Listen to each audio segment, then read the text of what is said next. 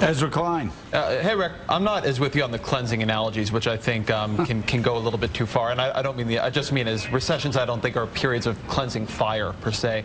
But one thing that people keep bringing up, Ken Rogoff and, well, we can agree to disagree. Ken Rogoff and Carmen Reinhart have done, I think most people agree, the best work on financial crises. And they've said that we got this wrong from the beginning, which I think is somewhat what you're talking about. But they said, is in every one of these... Didn't I? Sorry?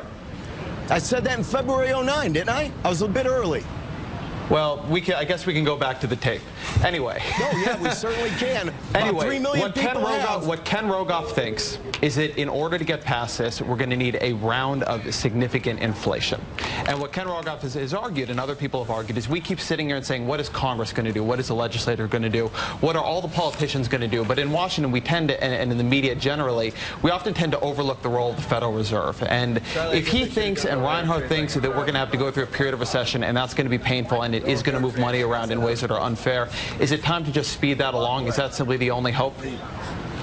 Well, first of all, money doesn't move around in ways that are unfair. Money moves around because people that have it, control it, or invest it, it's theirs, and they put it in places that they deem, and any outsider looking at that process using adjectives like unfair just don't understand. I think a lot of people, if the capitalism. Federal Reserve begins changing things to increase inflation, believes that the shift of wealth from one side to the other on creditors and debitors, they believe that to be unfair. And that's why the Fed's had it wrong. All their assumptions are wrong. That's silly. That's why their programs haven't worked. But it seems sort of beside the point what you're saying. You're saying that one shouldn't use moralistic language.